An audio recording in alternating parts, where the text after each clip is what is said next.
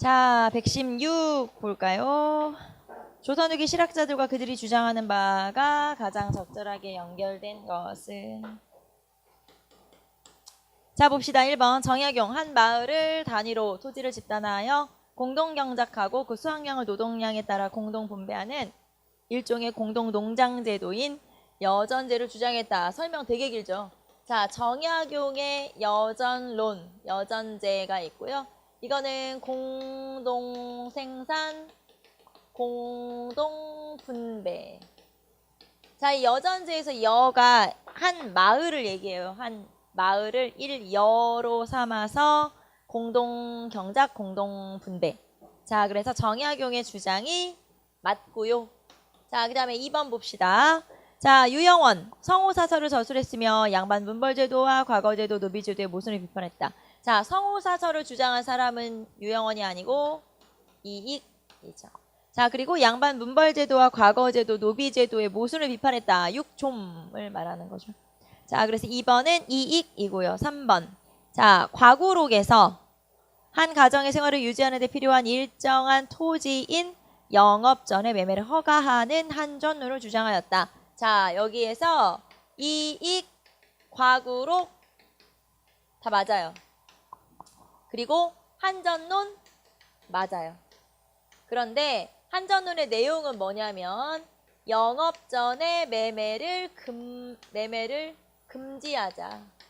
자, 영업전이라고 하는 건 한 가정의 생계를 유지하기 위한 최소한의 토지를 얘기하는 거고 이거는 팔지 말자 이렇게 주장한 거예요. 그래서 영업전에 매매를 여러분 책에는 허용하자라고 나와 있잖아요. 허가가 아니고 금지로 바꿔야 되죠.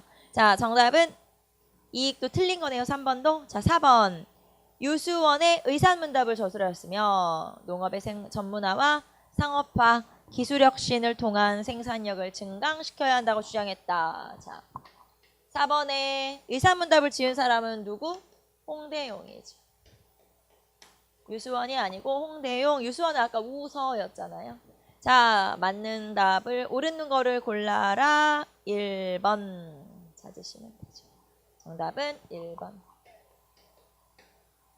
조선 후기 전개된 국학 연구에 대한 설명으로 옳지 않은 것은 국학이라고 하는 건 우리나라와 관련된 국어, 역사, 의학, 지리 등등 이런 것들을 우리나라에 대한 여러 가지 관심을 갖는 걸 국학이라고 하고요.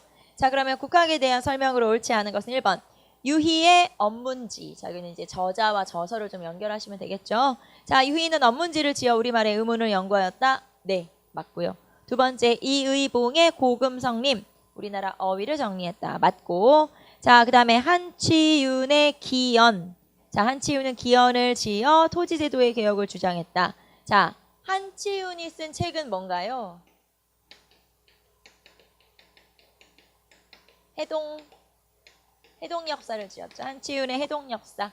자, 이거는 중국과 일본의 여러 자료를 참고해서 우리나라 역사를 쓴 책이고요. 자, 그럼 여기 누구였어? 기연. 자, 기연을 쓴 사람은 허목. 기연을 미수기연이라고 하기도 해요. 기연, 미수기연. 기연, 미수기연. 자, 그래서 틀렸네. 정답은 3번. 4번. 이종희는 동사를 지어 고구려사에 대한 관심을 고조시켰다. 자, 이종희 같은 경우는 동사에서 특히 고구려와 발해사를 강조하고요. 만주 지역에 대한 역사를 썼기 때문에 이거를 통해서 탑소사관을 극복하게 되죠. 자, 그래서 틀린 설명은 3번.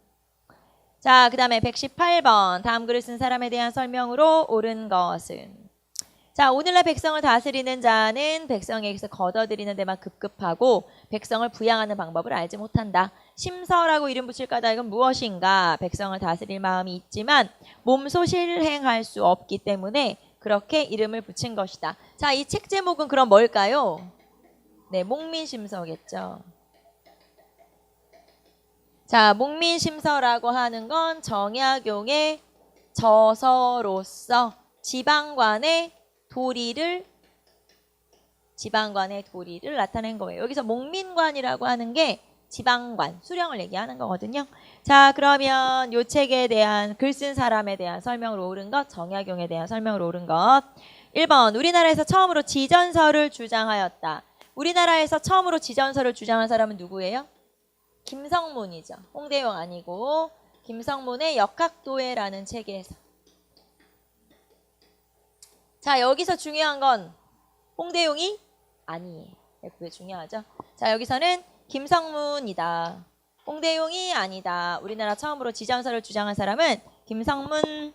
자, 두 번째 농가집성을 펴내서 이양법의 보급에 공헌하였다. 농가집성은 신속의 농가집성. 신속의 농가집성. 홍역 관련 의서를 종합해 마과회통을 저술하였다. 자, 마과회통을 저술한 게 정약용이고요. 정약용은 박제가와 함께 홍역 연구를 한 거를 책으로 정리한 책이 바로 마과회통이고요. 이 마과회통의 의의는 우리 아까 잠깐 나왔죠. 최초로 제너의 종두법 소개했다. 그렇죠? 최초로 종두법 소개. 종두법이라고 해서 제너가 발견한 천연두의 예방법이에요. 말하자면. 그러니까 예방주사예요. 말하자면 예방주사.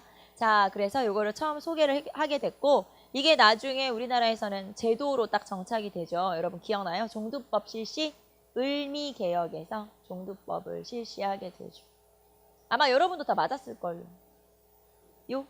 아마 이 예방주사 같은 거 태어나자마자 맞거나 생후 몇 개월 안에 맞거나 이런 것들 있잖아요. 근데 이 천연두에 관한 예방법도 시행을 하고 있거든요. 그래서 아마 여러분도 기억은 안 나지만 다 언젠가 맞았을 거예요. 아마 어딘가 있을 거야. 어딘가 자취가 있을 거예요. 자, 그 다음에 조선시대 역사를 서술한 열조통기를 편찬했다. 이 사람도 여러분 되게 잘 아는 사람이거든요. 이 사람은 누구냐면 동사강목을 쓴 사람이에요. 누군가요? 안정복. 네, 안정복이에요. 안정복이 열조통기라는 건 이제 여러 우리 왕조에 관한 일들을 모아서 정리한 책이거든요. 그래서 조선시대 역사를 저술한 열조통기를 편찬하였다. 안정복. 그러니까 안정복의 저서는 두 개 알아둡시다. 동사강목하고 열조통기하고 이렇게 두 개 알아둡시다. 이제. 자, 그러면 여기서는 이 사람을 찾으라고 했으니까 정약용을 찾으면 되고요. 답은 당연히 3번 찾으면 되죠. 119번. 자, 다음 글에 들어갈 책의 이름으로 옳은 것을. 책 제목. 자, 첫 번째. 기역에서는 주례에 나타난 주나라의 제도를 모범으로 하여 중앙과 지방의 정치 제도를 개혁할 것을 제안했다. 자, 중앙과 지방의 정치 제도 개혁을 강조했죠. 요 책이 정약용의 저서 중에 경세유표. 그 다음에 니은. 수령이 백성을 수탈하는 도적으로 변한 현실을 바로잡기 위해 백성을 기르는 목민관으로서 지켜야 할 규범을 제시한 일종의 수신교과서이다. 자, 지방관의 도리를 나타낸 책은 뭘까요? 목민심서. 그 다음에 디귿. 자, 백성들의 억울한 벌을 받지 않도록 형벌을 신중하게 집행하기 위해 지은 책이다. 형옥 업무에 관한 책이죠. 형옥 업무 개혁서. 이거는 뭘까요? 흠흠신서. 자, 그래서 우리는 이거를 일표이서라고 하죠. 정약용의 저서 중에 가장 대표가 되는 게 일표이서. 그래서 정약용의 저서를 얘기하는 거고, 정약용은 약 500여 권의 책을 썼기 때문에 이 책 안에 되게 많은 내용이 담겨 있잖아요. 아까 우리 마가회통도 정약용 거고, 그 다음에 이거 말고도 아방강이었고 아까 우리 지문 중에 나왔었죠. 그래서 많은 책들이 있는데 그 중에서 여러분이 내용까지 알고 있어야 되는 책들은 요 3권이에요. 3권은 내용까지 알고 있어야 되겠죠. 자, 정답은 4번 찾으시면 되고요. 기다려봐. 왜 이렇게 성격이 급해. 자, 기다려보세요. 자, 이 중에서 정전론을 제시한 책이 뭐냐. 그러면 여러분 제가 질문을 했으니까 정전론. 자, 정약용이 토지제도를 제시했는데 정약용의 토지제도는 2개잖아요. 하나는 정전론, 하나는 그보다 일찍 주장한 여전론 이렇게 2가지죠. 자, 그러면 요 3권 중에 정전론을 제시한 책이 있단 얘기예요. 네? 그럼 이 중에서 정전론을 제시한 책이 뭐냐? 경세유표에서 정전론을 제시하게 되죠. 그것도 한번 써주세요. 자, 요 3권 중에 정전론, 정약용의 대표적인 토지제도인 정전론을 주장한 책은 경세유표라고 하는 책이죠. 자, 그러면 여기다 그러면 하나만 더 체크하면 되겠죠? 그럼 여전론을 제시한 책이 있어? 있겠죠? 자, 정약용의 또 다른 저서 중에 전론, 그 다음에 탕론, 원목 이런 또 3논설이 있잖아요. 그 중에서 여전론을 제시한 책은 전론이에요. 그래서 전론에서는 여전론을 제시했고 그 다음에 경세유표에서는 정전론을 제시했죠. 그래서 이것까지 2개 더 알아둡시다. 별로 알아두기 싫으면 말고 알겠죠? 싫으면 봐. 자, 정답은 4번이었고요. 넘겨봅시다. 근대사회의 전개. 자, 이제 근현대사로 넘어갔네요. 넘어갑시다. 1번 정치 120번이죠. 120번. 자, 1번 밑주친 그에 대한 설명으로 적절하지 않은 것은 19세기 조선은 세도 정치로 인해 정치가 극도로 혼란하였고 삼정의 문란으로 백성의 생활이 어려워지면서 농민분기가 자주 일어났다. 세도 정치 시기니까 뭐 당연히 이때 일어난 농민분기 중에 대표적인 게 홍경래의 난. 자, 순조 1811년에 홍경래의 난. 그 다음에 1862년에 진주밀란 임술농민분기가 있죠. 자, 그러면 이렇게 하는 세도 정치를 지나서 1863년에 어린 아들이 왕으로 즉위하자 친아버지인 그가 왕을 대신하여 정치적 실권을 장악했다. 자, 그럼 어린 아들은 누구? 고종. 그리고 대원군이 이제 정권을 차지하게 되죠. 자, 그러면 그는 누구냐? 흥선대원군. 자, 흥선대원군은 어린 고종이 12살의 나이로 왕이 되자 이제 쉽게 말하면 원래는 대왕 대비가 해야 되는 수렴청정을 대신해서 이제 실권을 장악하게 되죠. 자, 흥선대원군은 그래서 1863년부터 1873년까지 개혁을 고종이 열었을 때 개혁을 이끌어 나가게 되죠. 자, 그러면 그에 대한 개혁으로 적절하지 않은 것은 1번 비변사를 폐지시키고 경복궁을 중건하였다. 자, 그러면 1번에 비변사를 폐지했다는 건 의정부를 부활했다는 거예요. 의정부와 삼군부를 부활시켰죠. 자, 비변사를 폐지한 대신에 그 중요한 역할들을 어디서는 결정을 해야 되니까 의정부와 그리고 군사 문제만 따로 결정할 관청을 부활을 시킨 거예요. 그 3군부죠. 그래서 의정부와 3군부를 부활시켰고 경복궁을 중건하였다. 자, 우리는 경복궁을 중건하기 위해서 원납전, 그 다음에 원납전 실시, 당백전 발행. 당백전이라고 하는 건 경복궁을 만들기 위해서 발행한 고액의 화폐를 당백전이라고 하고요. 이것 때문에 물가가 상승하는 그런 결과를 가져오게 되죠. 인플레이션 결과를 가져오죠. 자, 그래서 1번 맞고요. 2번 대전, 회통, 육전, 조례 등을 편찬하여 통치 규범을 재정비했다. 자, 이번에 대전, 회통이 아니라 뭘로 고쳐야 돼요? 대전 통편이 아니라 회통으로 고쳐야 되죠. 자, 대전 회통으로 고치고 그러면 대전 통편은 어느 왕 때? 정조. 그렇죠. 대전 통편은 정조 때. 자, 그래서 대전 통편을 회통으로. 자, 정답은 2번이죠. 뭐 틀린 거를 고치라고 했으니까, 고르라고 했으니까. 3번 봅시다. 양반에게도 군포를 징수하는 법을 시행했다. 자, 양반에게도 포를 징수하는 호포제를 실시했고요. 자, 호포제라고 하지만 실제로 사료에는 동포라고 나온다는 거 기억하시면 되겠죠. 자, 우리가 이름으로 알고 있기로는 호포제가 맞지만 실제로 만약에 사료로 제시해서 사료로 찾아라 하면 동포전이라고 나와요. 그래서 동포라고 나와도 이게 호포제를 말하는 거구나 이렇게 생각하시면 되고요. 4번 일부 서원을 남기고 나머지 서원을 모두 철폐했다. 자, 47개의 사원만 남기고 나머지 사원은 600개 이상의 사원 중에 47개만 남기고 다 없애버렸는데 이 없앤 사원 중에 양반들이 진짜 중요하게 여기는 사원들이 있었죠. 만동묘, 만동묘를 없애버리게 되죠. 뭐 화양동 서원이나 만동묘까지 전부 다 없애버리게 됐다. 그래서 양반들의 불만을 좀 샀던 게 바로 이 서원철폐죠. 자, 정답은 2번 찾으시면 되고요. 자, 121번에 바로 동포라는 표현이 나오네요. 봅시다. 동포라는 법을 제정하였다. 가령 항동리에 200호가 있으면 매 호에 더부사리호가 약간씩 있는 것을 정밀하게 밝혀내어 계산하고 군포를 부과하여 고르게 징수하였다. 이 때문에 예전에는 면죄되던 자라도 군포를 바치지 않을 수가 없게 되었다. 자, 여기서 말하는 동포라고 하는 건 결국에는 호포제를 얘기하는 거죠. 자, 그래서 호포제. 자, 그러면 요 제도와 관련된 설명으로 옳은 것을 골라라. 1번. 영조에 의해 시행되었다. 자, 영조가 아니고 흥선대원군 때 실시됐고요. 자, 그럼 영조 때 실시된 제도는 균역법. 그쵸, 균역법. 자, 2번에 박납의 폐단을 바로잡기 위한 조치였다. 자, 박납의 폐단을 바로잡기 위한 조치는 대동법이고요. 자, 지금 여기서 나타난 거는 동포는 이거는 군역에 관한 거잖아요. 그래서 대동법이 이제 여기서 설명한 거지만 여기서는 군역의 폐단을 시정하기 위한 제도예요. 군역의 폐단을 시정하기 위한 제도지 여기처럼 공납의 폐단을 시정하기 위한 제도가 아니라는 거죠. 그러니까 종류가 다르다는 거예요. 세금 종류가. 자, 그다음에 3번. 양반에게도 군포를 징수하게 되었다. 네, 이게 호포제의 내용이죠. 4번. 토지를 기준으로 군포를 부과한 것이다. 토지를 기준으로 군포를 부과했다는 건 영조 때 실시된 균역법에서 결작을 얘기하는 거예요.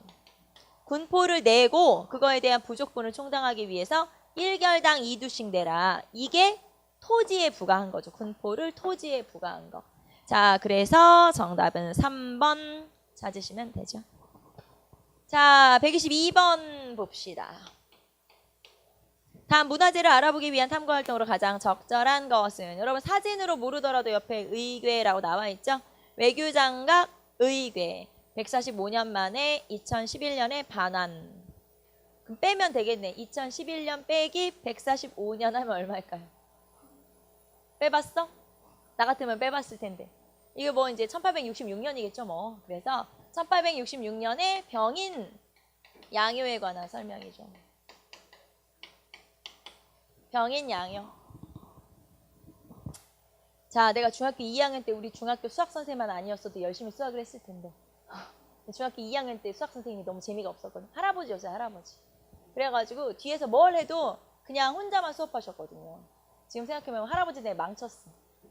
그 할아버지가 딴짓하지 말라고 나한테 그렇게 말을 했어야지. 그랬으면 열심히 공부했습니다. 할아버지가 내버려 둬가지고 저는 책 봤어요. 그때. 책 가져가서. 소설책 같은 거. 이제 책에 좀 빠져있을 나이였었거든요, 그때가. 그래서 이제 책 읽느라고 정신이 없을 때여서 막 수업 시간에도 막 그 소설책 내용이 생각나고 이러니까 특히 제일 이 책 보기 좋았던 시간이 수학 시간이었거든요. 뭔 말인지 모르고 내용은 어렵지. 선생님은 나한테 뭐라고 안 하지. 그러니까 이제 책 봤죠, 그냥. 망했어. 중학교 2학년 때부터 수학을 포기해. 수포자가 그때 된 거지. 그래서 숫자를 보면은 요즘은 되게 재밌어요. 그래서 만약에 이제 정말 열심히 공부했으면 정말 더 수학을 재밌게 했을 텐데 그렇게 생각을 했죠. 어쩌면 나한테 문과의 기질이 아니 이과의 기질이 있었을지도 모르는데 우리 수학생님이 나를 다 묻어버렸지. 나의 그 이과의 기질을 묻어버렸어. 망했어. 자, 어쨌든 봅시다. 여기서 이제 의궤. 의궤면 병인 양요를 얘기하는 거고, 자, 프랑스가 쳐들어온 걸 말하죠. 프랑스가 병인 박해를 구실로 쳐들어오게 된 병인 박해를 구실로 강화도로 침범을 하게 되죠. 강화도로 침입을 하게 되고요. 자, 그 다음에 이때 이제 격퇴를 했던 게 뭐냐. 이때 격퇴를 했던 사람들이 바로 네, 양원수, 그 다음에 한성근 이런 사람들이죠. 자, 여기다가 한번 써볼까요? 자, 양원수 부대 정족산성. 네, 맞아요. 정족산성과 그 다음에 한성근 문수산성. 문수산성에서 격퇴를 하게 되죠. 자, 그리고 프랑스가 퇴각을 하면서 프랑스는 한 달 정도 머물러 있었거든요. 이 프랑스. 그러니까 이 병인 양요는 좀 오래 있었던 그런 전투라고 보시면 되고요. 오래 머물렀던. 그 다음에 신명유 같은 경우는 잠깐 3일 뭐 이렇게 이제 쳐들어왔다가 이제 도망을 간 건데 이때 퇴각을 하는 과정에서 외교장각의 도서를 약탈하게 되죠. 외교장각의 도서를 약탈했다. 그래서 이제 외교장각 도서 약탈. 그리고 이때 약탈당한 도서가 그럼 뭐니? 이게 의궤예요. 네, 여러분 지금 그 문제에 사진에 나오고 있는 그 의궤죠. 자, 그러면 요 사건, 즉 병인 양요를 찾으면 되겠네요. 1번, 운요 사건에 대해서 알아본다. 자, 운요 사건은 강화도 조약의 원인이 되죠. 1875년에 있었던 사건이고요. 1875년에 있었던 사건으로 강화도 조약의 원인이다. 자, 두 번째, 병인 양요의 전개 과정을 조사한다. 네, 정답은 2번이 되겠죠. 3번, 제너럴 셔머러 사건의 영향을 파악한다. 자, 제너럴 셔머러 사건의 이 사건이 계기가 돼서 일어난 사건이 신미양요죠. 그러면 3번에서는 신미양요를 조사하면 된다. 1871년에 미국이 강화도를 침입한 사건이죠. 자, 그다음에 4번, 오페르트 도굴 사건의 결과를 조사한다. 자, 오페르트 도굴 사건은 1868년에 있었던 사건이고요. 독일의 상인이었던 오페르트가 흥선대원군의 아버지인 남연군의 묘를 충남 덕산, 예산, 그러니까 덕산에서 도굴하려다가 시도한 사건이죠. 실패한 사건. 자, 그게 이거고요. 그럼 이 결과는 어떻게 됐냐? 흥선대원군이 더욱더 서양을 미워하게 되는, 싫어하게 되는 계기가 된 거죠. 자, 그러면 이 중에서 정답을 찾아라. 2번 찾으시면 되겠죠. 자, 123번, 가 국가에 파견한 외교사절단으로 오른 것은 조선 땅은 아시아의 요충지로 열강들이 서로 차지하려고 한다. 그렇다면 오늘날 조선이 세워야 될 책략으로 러시아를 막는 것보다 급한 일은 없다. 자, 조선에 대한 책략을 쓴 책이네요. 조선 책략. 자, 이걸 쓴 사람은 누구예요?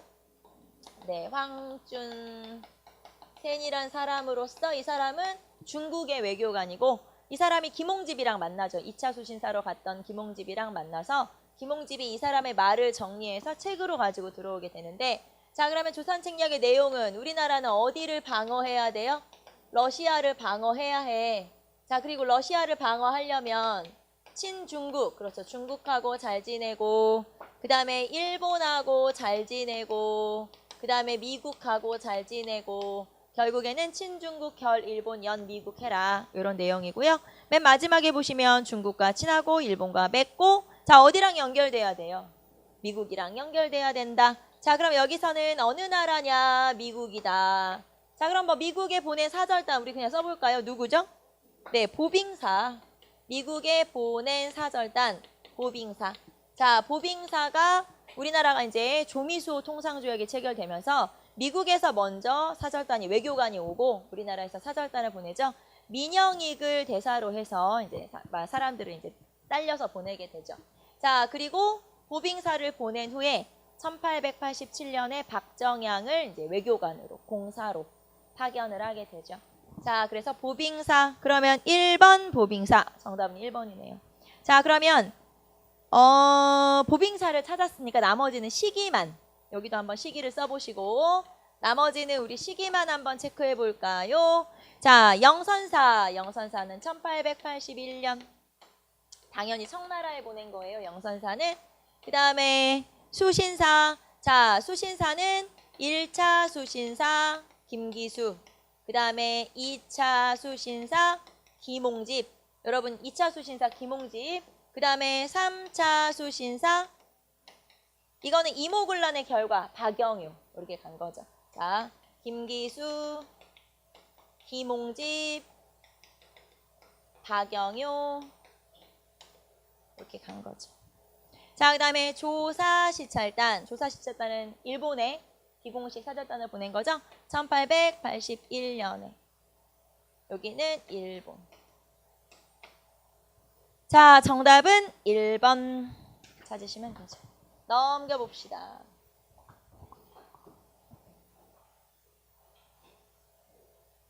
자, 124번. 조선의 근대화 운동에 대한 설명으로 옳지 않은 것은 1번. 갑신정변의 실패로 조선은 일본과 한성조약을 맺고 배상금 10만 원을 지불하였다. 자, 일단 갑신정변의 결과로 한성조약을 체결했나요? 갑신정변의 결과 조선과 일본 사이에 체결한 조약이 한성조약. 조선과 일본 사이에 체결된 조약이 한성조약. 청과 일본 사이에 체결한 조약이 텐진조약. 자, 특히 한성조약에서는 어떤 조항이 나오면 딱 한성조약이냐. 공사관 신축비를 내라. 그 내용이 들어가면 한성조약이에요. 자, 여기에서는 공사관 신축비를 내라라는 내용이 들어가 있죠. 자, 그러면 1번 맞고요. 2번 2차 가부개혁 때 반공령 반포를 금지하고 과거제도를 폐지했다. 이것도 맞는 설명이에요. 과거제 폐지도 맞고요. 반공령 반포 금지도 맞고요. 자, 3번 독립협회는 미국과 일본의 이권 요구에는 적극적으로 반대했다. 자, 독립협회가 특히 싫어하는 나라가 어디였어요? 러시아죠, 러시아. 반러적 성향을 띠고 있었죠. 일본, 미국, 영국이 하는 건 괜찮아. 자원 개발이야. 근데 러시아는 안 돼. 그래서 한러은행 폐쇄, 그 다음에 그 도서 매도 요구, 목포나 증남포 주변에 도서 매도 요구 저지, 그 다음에 전령도 조차 요구 저지. 자, 이런 식으로 러시아가 하려고 하는 건 다 안 돼. 하지만 다른 나라는 괜찮아. 이렇게 주장했었죠. 그래서 이거는 약간 독립협회의 왜곡된 대외 인식이라고 볼 수가 있어요. 자, 그다음에 4번. 대한민국 국제는 황제가 막강한 제권, 황제권을 가진다는 것을 천명하기 위해 선포된 것이다. 네. 대한제국에서 1899년에 반포한 게 대한민국 국제고요. 독립협회를 해산시킨 뒤에 반포했다. 이렇게 말할 수도 있겠죠. 독립협회에서 주장한 정치 형태가 뭐였나요? 입헌군주제. 그러니까 독립협회가 막 입헌군주제를 하자고 막 해가지고 그러면 할까 해서 만들려고 했던 게 중추원. 알죠 여러분? 의회식 중추원 관제. 근데 결국에는 그게 보수적인 관리들의 반대로 결국엔 안 되잖아요. 그러면서 이제 막 익명서가 나라들고 하면서 독립협회를 해산시키죠. 자, 이제 독립협회를 해산시키고 막 그런 다른 거를 막 주장했던 사람들은 이제 쉽게 말하면 제거한 뒤에 자, 이제 고종이 내 맘대로 해도 되잖아. 그래서 야, 황제권이 최고야. 그러면서 대한민국 국제를 반포하게 된 거죠. 자, 그러면 정답은 3번 찾으시면 되죠. 자, 125번 다음 자리와 관련된 조약에 해당하는 것은 청일 양국 군대는 4개월 이내에 조선에서 동시 철병할 것. 자, 청일 양국 군대는 조선 국왕의 군대로 교련하여 자유할 수 있게 하되 외국 무관 1인 내지 여러 명을 채용하고 두 나라의 무관을 조선에 파견하지 않을 것. 장차 조선에서 변란이나 중대사로 두 나라 중 한 나라가 출병할 필요가 있을 때는 먼저 문서로 조회하고 사건이 진정된 뒤에는 즉시 병력을 전부 철수하여 잔류시키지 않을 것. 자, 여기서 청일 양국이 나와 있는 거 보니까 청나라와 일본이 체결한 조약이고요. 두 나라 군대 동시 철병과 파병 시 동시 파병을 또 제시하고 있죠. 자, 그러면 이 조약은 무슨 조약? 텐진 조약. 그래서 갑신정변의 결과 1885년에 체결된 조약이고요. 청과 일 사이에 체결된 조약이고 자, 실제로 이 조약 때문에 나중에 군대를 실제 파견하게 되죠. 동학 농민운동이 일어났을 때 청일 군대가 모두 들어가고요. 물론 우리가 부른 건 누구만 불렀어요? 청나라 군대만 불렀지만 일본 군대가 따라 들어오게 되고 일본은 이게 마지막 기회라고 생각해서 청일 전쟁을 일으켜서 청나라를 제거해버리죠. 자, 그게 이제 나중에 청일전쟁이고 자, 그러면 이 자료와 관련된 조약에 해당하는 것은 답은 당연히 4번이고요. 자, 그러면 우리는 어떤 사건의 결과 체결된 조약인지만 체크 한번 쫙 하고 넘어갑시다. 자, 한성조약은 언제? 어떤 사건의 결과? 갑신정변의 결과. 제물포 조약은 언제? 이모군란의 결과. 자, 이모군란의 결과 제물포 조약은 일단 배상금을 내라. 그리고 공사관 경비병 주둔 허용. 예, 그게 이 제물포 조약의 내용이죠. 공사관 경비병 주둔 허용. 그러니까 이런 거죠. 청나라 군대가 지금 들어와 있어. 그럼 우리 군대도 보낸다. 이게 이제 제물포 조약의 내용이죠. 공사관 경비병 주둔 허용. 자, 그다음에 시모노세키 조약.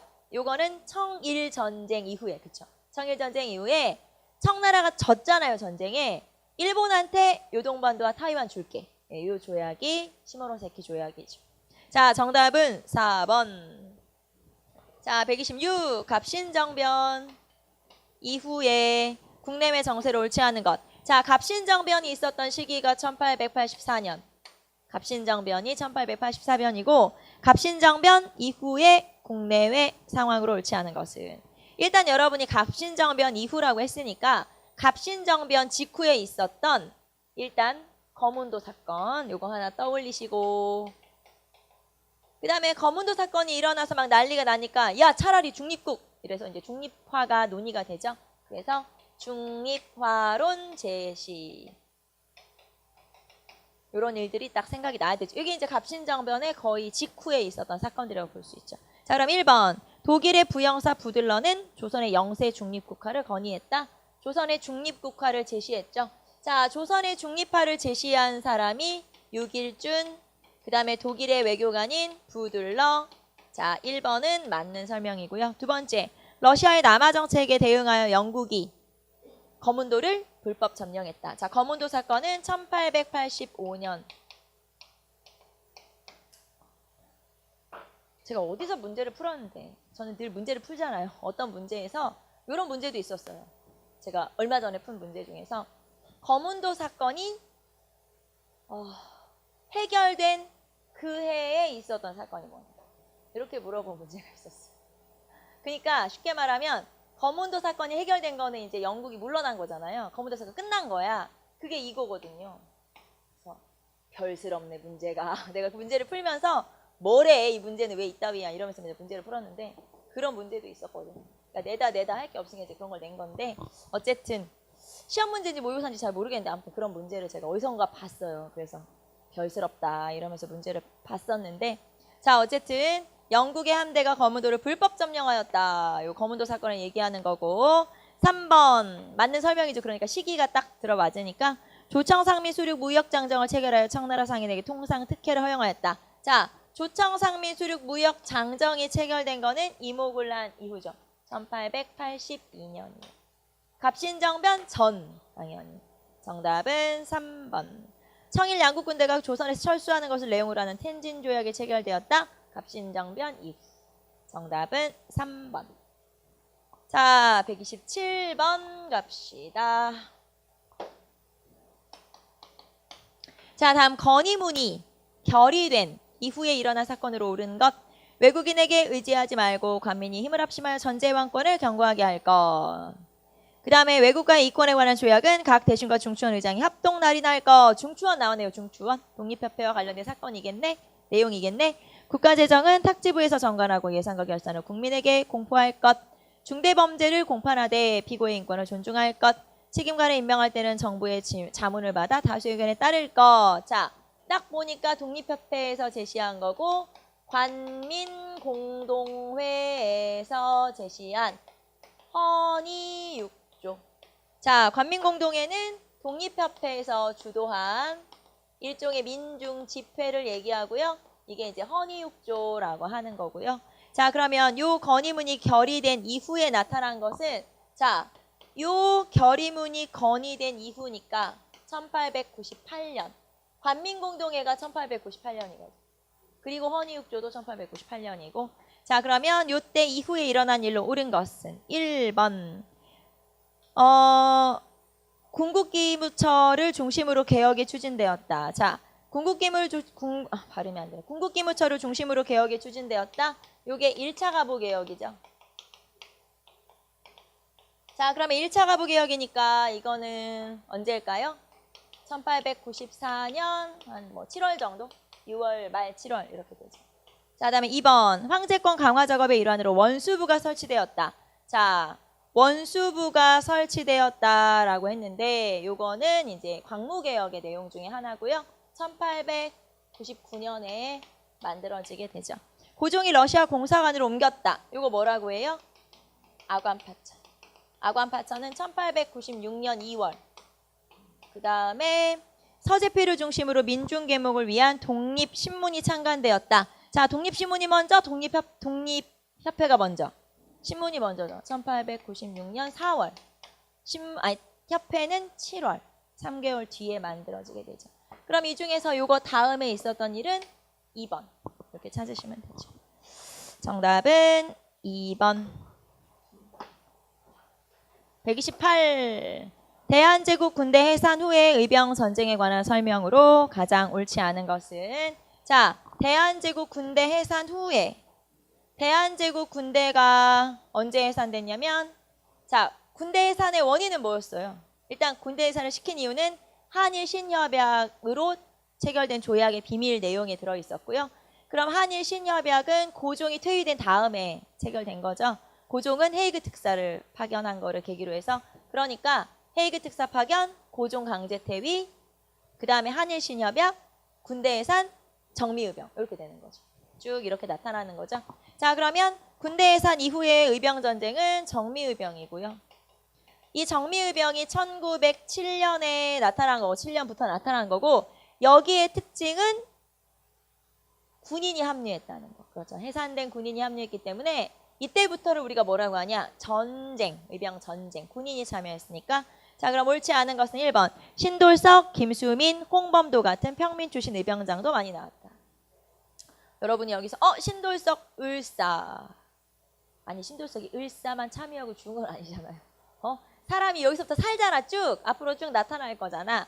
자, 여기서는 여러분이 신돌석에 꽂히면 안 되고요. 차라리 홍범도에 꽂혀야지. 홍범도가 정미의병의 의병장이니까. 그래서 정미의병 때도 꾸준히 활동을 했기 때문에 맞는 설명이 좋다. 자, 다음 2번. 서울진공작전은 승전에도 불구하고 총대장 이인영의 부친상으로 인해 무위로 돌아가게 된다. 자, 서울진공작전에서는 성공했나요? 패배했나요? 패배했죠. 실패. 서울진공작전은 실패로 돌아가게 돼요. 실패한 이유는 일단 후발대가 지원이 잘 안 됐고 그 다음에 이제 전력의 열세 때문이죠. 일본군이 훨씬 전력이 세니까. 그래서 이제 그런 것들. 그리고 또 의병이 이런 정미의병이 실패한 이유는 봉건적 체제 안에서 벗어나지 못했기 때문에. 예를 들면 요 이인영 같은 경우도 야, 나 아버지 상당해서 3년 후에 올게. 가버렸잖아요. 그냥 고향으로 낙향해버렸거든요. 그런 어떤 봉건적 체제에서 벗어나지 못했기 때문에 패배하게 된 거죠. 자, 그러면 2번에서 승전 아니고 패전. 정답은 2번. 3번. 강화 분견대 등 해산 군인들의 의병 가담은 의병의 사기와 전투력을 높여주었다. 의병 전쟁. 4번. 이인영은 각국 영사관의 의병을 국제공법상 전쟁단체로 인정해달라는 통문을 보냈다. 외교 활동도 같이 했죠. 총대장 이인영은 각국 영사관에 편지를 보내서 우리들은 폭도가 아니고 교전단체다. 국제법상 전쟁을 하는 군인이야. 그러니까 우리도 좀 지원해주고 우리한테 뭐라고 하지 말고 이런 내용이죠. 자, 그래서 이 중에서 틀린 거는 2번 찾으시면 되죠. 자, 129. 다음 조칙이 발표된 이후의 상황에 대한 설명으로 옳은 것을 고르면 자, 호해 짐이 생각하건대 쓸데없는 비용을 절약하여 이용후생에 응용함이 근무라. 현재 군대는 용병으로서 상하 일치와 국가 안전을 지키는 방위에 부족한지라. 훗날 징병법을 발표하여 공고한 병력을 구비할 때까지 황실 시위에 필요한 자를 빼고 모두 일시에 해산하노라. 자, 지금 여기서 뭐를 나타내고 있죠? 군대 해산을 나타내고 있네. 자, 여기서는 군대 해산이고요. 자, 그러면 1907년에 이제 군대가 해산되죠. 자, 그러면 이후의 상황으로 옳은 것은 1907년 7월 이후에 군대가 해산돼요. 기억. 신돌석과 같은 평민 출신의 의병장이 처음 등장하였다. 신돌석, 평민의병장 처음. 그러면 무슨 의병? 을사의병. 요거 을사의병이죠. 을사조약 이후에 활동한 을사조약. 자, 그래서 기억은 틀린 설명, 니은. 단발령의 실시로 위정척사 사상에 영향을 둔 의병운동이 시작되었다. 단발령, 그 다음에 을미사변을 원인으로 한 무슨 의병? 을미의병. 요거는 을미의병에 관한 설명이죠. 을미의병은 1895년, 을사병은 1905년 이후. 그래서 둘 다 틀린 거고요. 디귿. 연합의병부대인 13도 창의군이 결성되어 서울진공작전을 계획했다. 자, 여기서는 13도 창의군, 서울진공작전. 요게 이제 정미의병과 해당되는 거고요. 디귿 맞고요. 리을. 일본군의 남한 대토벌 작전으로 의병부대 근거지가 초토화되었다. 자, 이것도 맞는 설명인데 남한 대토벌은 연도만 한번 체크를 제대로 해볼게요. 남한 대토벌은 1909년이에요. 남한 대토벌은 1909년. 일본이 그래서 더 빨리 식민지를 시키려고 했는데 의병이 너무 활동을 많이 하니까 일단 의병부터 정리하자. 그래서 했던 게 남한 대토벌이거든요. 그래서 남한 대토벌하고 그 다음에 식민지 이렇게 된 거예요. 1909년 기억하시면 되겠죠. 자, 시간이 애매한데 130번부터는 다음 시간에 풉시다. 다음 시간에 우린 죽겠죠 아마. 망했지? 어쩔 수 없죠 뭐. 자, 이제 끝까지 여러분 다 정리해가지고 오시면 돼요. 그래서 끝까지 다음 시간에 마무리합시다. 자, 오늘은 여기까지 할게요. 수고하셨습니다.